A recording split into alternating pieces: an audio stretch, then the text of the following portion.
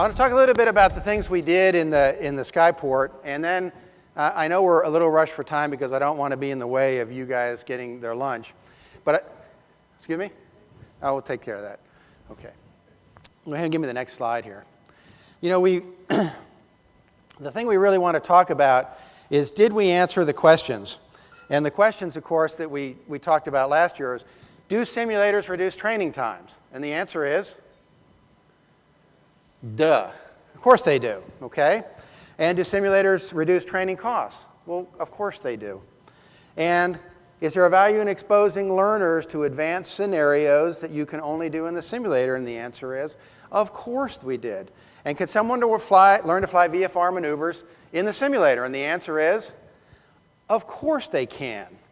So we're going to put a little bit of that to rest. The simple fact is that flying requires you to develop intrinsic memory skills. That is, eye-hand coordination things in very real time that you cannot process because your little limited RAM memory up there isn't going to work. So what we need to do is develop those intrinsic memory skills before we go out and expose you to the flight. And of course, the best place to do that is in the simulator. Okay? And that's what simulators are good at. So as an industry, I think at this point we can get beyond the fact that is simulation effective in training primary students and move on from that subject and talk about how we can make it more effective. So did we learn anything else in the laboratory? And the answer is, well, yeah, thanks for asking. Of course we did. Okay? This is the part where I moved away from the podium and I wrote a little something up there. Okay? All right. And what I learned actually is a little bit of a confession. I was off doing something else for a while, and that was developing the Red Hawk. And it's not like I was really far away. You know, it's only about 600 or 700 yards. But when I came back to the flight school full time after I transitioned that off to Darren Bean, I found out something that I really wasn't very happy about, and that's we were experiencing an increase in first-time failures on practical tests. And that was very discouraging to me, but it wasn't in the maneuvers. It was on the ground portion of the practical test. And I started trying to analyze that, and when I say the late training manager, I mean that literally, okay? Had slipped a little bit more stuff into the curriculum. And the problem was that our learners were getting overwhelmed with what I will call unimportant or irrelevant data for their stage of training. Now, I realize that in the United States, we are one of the few people or a few countries, certifying countries, that when you are a private pilot, you can fly literally anywhere. You can even fly into DC. All you got to do is stop somewhere and tell them you're going to do it. That's not true in other countries. Many other countries, you get a private pilot certificate. You can't fly into congested airspace. You can't fly at night until you get further ratings. But when you're a private pilot in this country, you can do it all. And if you think about it, the knowledge required for you on the ground portion of the practical test as a private pilot and as a commercial pilot is literally identical. Okay? So what we have to do is make sure that we are giving them the information they need for the rating that they are doing in a very different way. And as I said in that last bullet point there, they just couldn't absorb that information, particularly if they're on a reduced time program. So we need to carefully control the message. And we have to expect that we're going to get CFI divergences from our course, because we have not yet put a generation of CFIs through who have used simulator technology, and they tend to wander back to using the airplane as their primary reference. This also goes in terms of what we have some problems in our U.S. educational system. And I, Don, am unfortunately somebody who actually has a degree in education, and I agree. Right? If there was anybody in the educational program at the University of New York where I went that actually understood education, I never found them. But I did get the degree. So I don't know whether that credentials me for anything. But, you know, I see the U.S. educational system now when I'm looking at younger people is it's a mile wide and an inch deep. Nobody really cares about analyzing content anymore. They just want to expose these new learners to all different kinds of stuff without any real comprehension. And of course, we do that with multiple testing. It reinforces that because all they have to do is pick out the key adjective or noun in the sentence and do it. And right now, for example, if you take an FAA knowledge test and you don't know the answer by the third word in the sentence, you have not memorized that test answer well enough yet, okay? You might as well get out. I find this problem in practical tests all the time. One of my favorite questions, I'm not giving away anything because my POI comes up and he watches a test like 3 times and he goes, when are you going to change the questions? My answer is, when I start getting the right answers. Okay? But one of them is, we talk as a private pilot, under limitations and privileges of the certificate. Okay, when you get this private pilot certificate today, you notice I'm being overly optimistic, and statistically, with my pass rate, I might argue against that. But anyway, I tell them, when you get your private pilot certificate today, what kinds of airplanes will you be able to fly? And I get a complete blank. Okay? Well, let's look at it another way. What kind of airplanes won't you be able to fly? Jets. Okay, good, jets, that's one, okay? We work our way through, and eventually I have to guide the discussion. I can say, okay, will you be able to fly a Cessna 152? And they say, well, what is that? And I go, well, it's just like a 172, it's just a little bit smaller. Oh, yeah, I've seen those at the airport. Yeah, I can fly one of those. Okay, so here's your question. You go out last night and you did 3 takeoffs and landings in your Cessna 152. Are you current to carry me as a passenger today on the flight in this 172? And as a poll in the audience, raise your hand if the answer is no. Don't raise your hand if you're going to raise your hand. I saw it, it's too late, okay? The answer is, of course, yes. But they always say, well, no, it's not the same make and model. Well, where does that information come from? Where's the source of that answer? And they go, well, it's in the regulations. Good start, And I'll be there for a while. More. What regulation? The FAR regulations. Good. More. We finally tune this discussion down to where I can't take it anymore. And I go, well, let's you and I read from the book of what, okay? And let's start at 6157 about currency. So they pick out the regulation and they read the sentence to me, okay? 3 takeoffs and landings the previous 90 days carry passengers, in the same category, class, make and model. And they fold their hands and look back at me again. Nowhere did they even look for the word, for now the modifying part of that last sentence, which said, if a type rating is required. Now, I bring that up as an example because they are not reading for comprehension. They are glancing for keywords that hopefully will be reflected on the knowledge test, and they are glancing for keywords in the examiner's question. Had that a lot when we were doing the Chinese program in a place here, not so long ago. There's a video out there where they're trying to get somebody not to taxi into the gate, and they say, hey, don't taxi into the gate. And the guy goes, okay, clear to taxi. Okay, no, you can't taxi. Okay, clear to taxi. Because that pilot is responding in the way that even a US learner would do. They're focused on a keyword, they heard taxi, taxi invokes a set of responses, and that's what they're doing. So, what's the real cause of this problem? The real cause of this problem is, hey, CFI, hey, I'm teaching and I can't shut up, okay? The instructor believes that there is so much information out there this person has to absorb that they're going to give it to them all at once, whether they can absorb it or not. And in fact, much of that is irrelevant. So we've got to start out controlling the message. And in my late training manager, this is, by the way, the only book that we use for the private pilot that talks about all the things you need to know in regulations. And it's a condensed version of the FARs, and it's written in plain English, and it has the qualifiers in there, so hopefully they can make correlations with it. And that training manager came to me when I came back, and he said, well, I made some changes to the private pilot VFR guide. And I go, oh, that's interesting, what'd you do? And I'm always interested in somebody's new point of view. So I opened it up, and there was a lot of red ink, and I'm going, okay, all right. And then I looked, and there, in the back, there were 5, and when it translated to this, that means 10 full pages of abbreviations. I don't even know where in the regulatory requirements they found 10 pages of abbreviations, but this person thought that 10 pages of abbreviations is important. Now, if you're a businessman and you come in and you want to learn to fly, and I put those 10 pages of abbreviations in front of you, you think that's important, right? So what do? You look at it, you gloss over, and you go buy a boat, okay? So what we're doing is retweaking our syllabus now so that we're focusing on the relevant data, which we did before. We're going to focus on the comprehension, of course, which we did. And we're going to change the equation a little bit. I'm not interested in a mile wide and an inch deep. I'm interested in about 10 feet wide, but 10 feet deep. So when these people go out as private pilots, they understand the things that are going to hurt them or the things that are going to get their certificate taken away from them.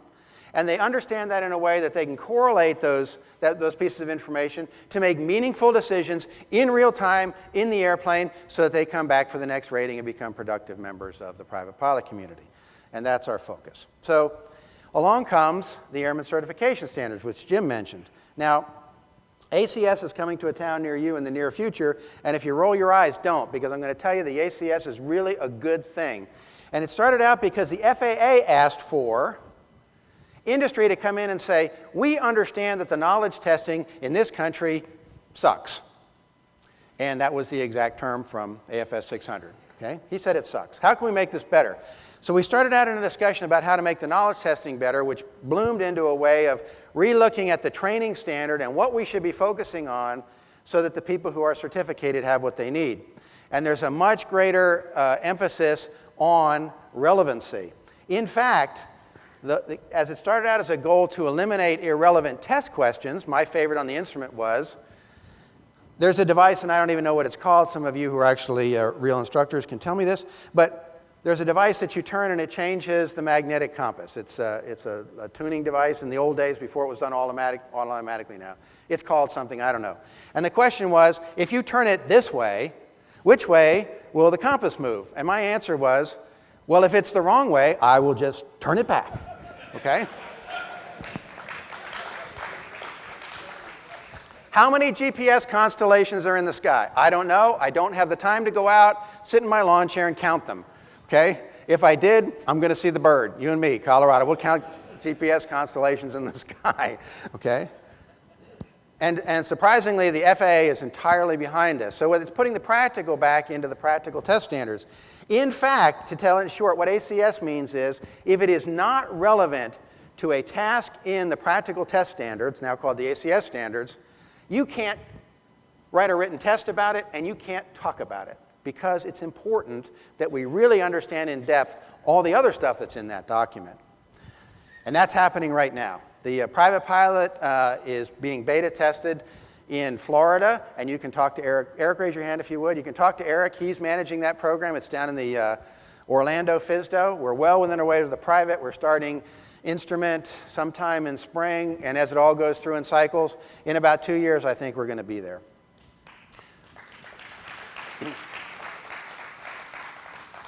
This will get the instructors focused on comprehension and application of real information. So in the next few months, all of our syllabi are going to be ACS compliant. That'll happen by the 1st of January. And eventually, we will roll the ground lessons to be delivered by trace instead of having to rely on an instructor to interpret it. So the learner is going to go into the device or sit in front of the device, get that ground lesson. And what that allows us to do is not only control the content of what we're teaching, but the way it's delivered. And because of the standardization value of that, if we are using an adjective that is slightly incorrect, that is giving people a misconception, if I don't fully understand millennials, okay, I had Facebook for a day and a half. I'm surprised I lasted that long. They asked me all kinds of stuff. High school, I said, yes, high school. College, yeah, I had some of that, right? What's your last name? Oh, you're going too far right there. And all of this technology is coming to a simulator near you in 2015. If you want to use it with your syllabus, you certainly can. If you want to use it with our syllabus, you certainly can. I'm going to make a theme this morning and talk about it more in our discussion of Imagine Flight at the breakout session. We are not here to tell you what you want to teach or how you want to teach it. We're here to provide you tools that you might find useful. Okay, so that's the year in review. And now what I want to do is talk a little bit about some data. And to do that, we have to make a couple of little changes here. First of all, what we are doing right now in this transition is we are moving from the slideshow presentation over into live feed, okay? And if we go ahead and put up our first section of that, and Trace, if you'd come back. I know I was trash talking a little bit, but if you'd come back. All right, I'll trash talk you later. There you go, okay? Trace can read this for you. This is data that is being generated by the FADAC in a Red Hawk aircraft. Okay?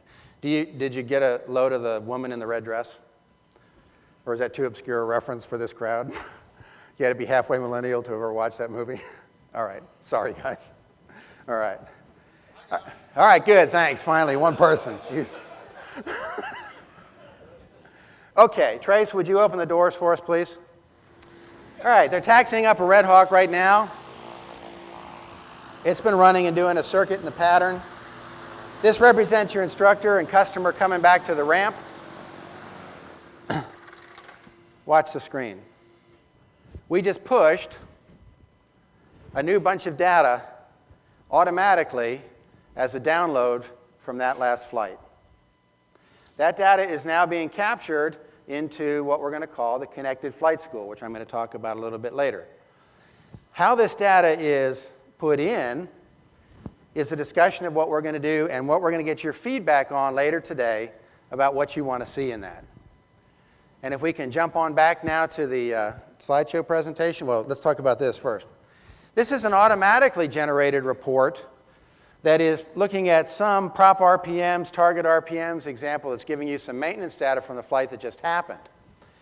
All of this data is being collected by a single box inside the airplane and transmitting that back to you automatically when the plane returns. That data is going to include lots of stuff. It's going to include AHRS data. It's going to include an accelerometer. It's going to include data that came from any of the things that you find interesting in terms of engine parameters or flight performance or where the airplane was. Did you get too close to protected airspace? Was altitude a problem? All those kinds of things are going to be available to you, and you're going to decide how you want to manage those. Trace, let's go back to the actual presentation. And that's going to happen inside the Connected Flight School. And as I came back from Red Hawk, it occurred to me, wow, I've got some catching up to do here, and I just really don't have the time in my life to do this in the next couple of months. So what the real problem here is, we have too many reporting systems inside the flight school. It relies a lot on manual entry, which creates errors, which creates more personnel that you need to correct the errors. There's too little actionable data for the people who actually have to make changes. And it doesn't allow you to generate the reports that you want or any ad hoc queries that are of any real value to you. So let's look at the Connected Flight School and how that works. At the heart of it is a database program, and that database program gets information from the airplanes in the simulator and reports information back and forth to the training department, the training managers, accounting, and to maintenance. And let me give you an idea, some examples of how that works. First of all, in the connected airplane, it knows who was in the airplane at the time, and it does that by a little radio identification frequency chip that we put inside the customer's ID badge. So it knows that which CFI and which customer is inside the airplane. It records all the flight data, and it does that on two different ways. I'm going to talk about how you can do that. It records maintenance data, obviously, records audio and video if that's something that you want to add on, if that's important to you, and it starts a billing ticket for the flight. It transmits all of that data, as you saw, back to the flight school upon landing. Now, the next stage, and by the way, it's tablet-based. So very simple to use the technology, and the only addition is that small box. It is very similar to the connected simulator in that the simulator knows who's in the box.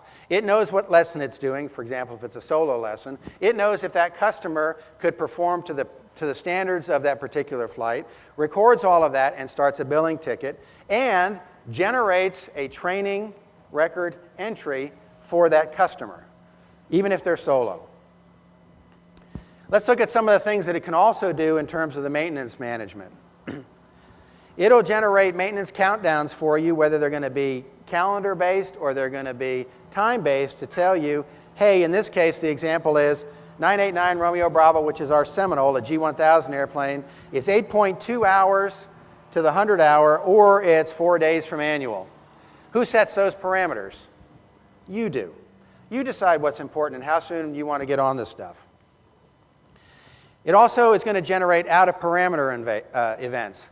I think one of the real problems with data is when I talk to the IT guys, they think the more the better. And really, from the manager's point of view, I only want to know the things that are important to me at the time, because every day is like a brand new year around here. So all I need to know is, hey, did we have anything that was out of parameters? Overspeeds, underspeeds? Did we have a hard landing? for example. And the accelerometer is going to tell you that. For example, in this case, this says, hey, on 28 October, 64686, which is one of our Red Hawk airplanes, the RPM was greater than 2,000 before the coolant temperature was greater than 70 degrees, which means they started to take off before the coolant temperature light was out. That might be of importance to us. It isn't a problem here, but it would be if you're in the North Country. And by the way, there was a 4G event. I don't know when that 4G event really happened, but I can go back on the timestamp and see were you in flight or was it one of your typical landings, okay? And who was actually at the controls. We can find out all of that, right? Here's another one, same thing yesterday, 989 Romeo Bravo. They exceeded the propeller RPM by 10 seconds, probably on takeoff. So now I know exactly who's overspeeding my propellers on the Seminole. So you can set this maintenance data to what's important to you at your airport and your operation. The rest of the data remains there and can be mined if you want it, or if you don't, it's up to you. From a training point of view, which interests me the most, is we have the ability to replay the flight. And it's all time-stamped, as I said. It uses the flight instruments and GPS mapping, so we know where it happened. If you want to add audio and video, we can do that, and you'd be amazed at what you hear. We did a program down at an academy program for a summer camp in South Texas, Harlingen. At Harlingen, you're about a block away from the Mexican border, and we ran a summer camp for aviation high school kids, basically, in this program. And our goal was that they would all get 5 hours of flight training. And at the end of this, at some point, they ought to be able to do an unassisted takeoff and an unassisted landing. And that was our goal. And we met that goal on all of the 48 people or something that we did. Tremendous boost for those people to get them interested in aviation. But as I came back and I'm looking at some of the data, and I was just curious because it came across my desk and said, well, this person met that proficiency, at 3.9 hours, and this person met that proficiency at 5.1 hours. And I go, well, that's a pretty big spread. I mean, well, we could have had weather or whatnot. Then I looked a little further, and I just kept having to look over at the CFI and going, there's a correlation here. So I said, well, this would be interesting. So I pulled out one of the videos, and I looked at, and I accelerated it through as fast as I could till I got on final, and I listened to that CFI talking about what that learner should be doing while they're on final in the airplane. And I could not understand a word that he said. I mean, I understood the language, but it made absolutely no sense to me. No wonder this learner was having problems. Okay, all the wrong cues and way behind the time frame. As a matter of fact, it's what I call typically in the CFI test that I do, news at 5. Okay, I go out. Well, I screwed that up. Yeah, you certainly did. Well, and I did this, and I was a little fast on that landing. That's great. Now tell me what you're going to do to prevent that. Give me something that I can do in advance. Don't just tell me what I did wrong, because quite frankly, I could just, Jim, Bob, Fred, FAA guy, I could just put a camera in, and it would tell me what I did wrong. I don't need anybody there to remind me. I mean, that's like human intervention to rub it in. It's like salt in the wound. So tell me something I need to know ahead of time. And of course, this particular CFI had a problem with that. So again, you'd be amazed at what you hear from this. The next thing it's going to do is generate a training report for the event. And it includes e-signatures, and we've been working for that for a long time. Our FISDA doesn't have any problems with it, just so you know. Okay. Yeah. Well, they don't know either, but that's okay.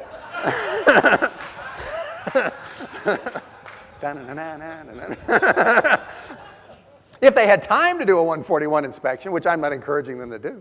No, they would not. Okay. All right, and then you're going to check it. I'll show you kind of how that works. Now, I know this is an eye chart, and even Ken, you can't read it with those brand new $500 glasses you got on there. But say this is your typical training record that you use, and I'm going to break it down into a thing. And in this case, we were doing some instrument approaches, some ILS, a GPS, and a VOR. And the customer logs how they think they did, and then the instructor logs how did they meet the standards of the day, and it's called proficiency-based training and evaluation, and we're doing that. And then at the end, that's all being put into the database. Then they get down to the part that everybody's interested in, is the flight time. So they fill out the flight time on this training record, and when they enter it, they both sign it, and now it did a couple of things. One, it just completed the accounting billing ticket without anybody having to look at this again and come up with the cost of what that customer actually did. That went to accounting, and it's done. It also generated a training record with electronic signatures that said, hey, this is the event that we did today. And by the way, it can update the electronic logbook for the customer who we are going to start generating one from day one. Okay? So they'll have an electronic logbook as a backup. Why is that important? Because it doesn't cost us a thing, and you'd be surprised at how many people come to a flight test who have incomplete handwritten logbooks anyway, or they're so illegible that you kind of wonder what's going on. So I'm all in favor of electronic logbooks with electronic signatures because at least you can read them. Okay. Now the training management. It'll do a couple things for you there. It'll tell you what the events to proficiency are for a particular learner if you want to look at that per instructor to see what the comparisons are. How do you make your best instructor or your worst instructor as good as your best instructor? Okay, well, how do you know which one is good? The fortunate thing that we have here is all the instructors, except me, are really nice in this school. So when people come back and fly, they go, hey, I had a great time. Yeah, really, what'd you do? Well, I don't kind of remember, but I had a great time. So I assume that it's all going on because events are being logged and people are being proficient and they're soloing and they're moving through and they're passing their flight test. But do you really know? So how do I take the people who are the weakest skills, get those up to the strongest skills? And first of all, I have to identify them. You can talk about billable hours per instructor if that's what you want to do. You could look at training days to completion if you want to get that data. But the important part of this is you're getting actionable data as a manager that you can use to make real-time decisions about how to best make course corrections in your training environment. And as we all know, you think you can have the perfect system going, and all you have to do is get a little bit different learner and a little bit different instructor, and what happens? It's all out the window, okay? And you got to be able to find out and intercede before that really gets to be a problem. So, last thing it does, as we talked about here, the activity in the airplane generates a bill. It keeps a log of every general ledger accounting code, however you want to put that in. And that data is exportable to whatever accounting software you want to use to compile the data, send it to your accountant, etc. So the data will be there. You just have to send it off. So envision that when a customer signs up, you assign them whatever codes you think are appropriate for the training. And every time somebody makes an input into the training records, that's automatically updated in their logbook, the billing cycle, etc. And if you do like we do, where it's fixed fee, that's fine. If you do it on credit card, we can make that so every time that accounting ticket is generated, it generates a credit card transaction for them, and your accounting is done. All with the goal of giving you a more streamlined process in the flight school. Okay. All right. Back to that. So, with that, we are late.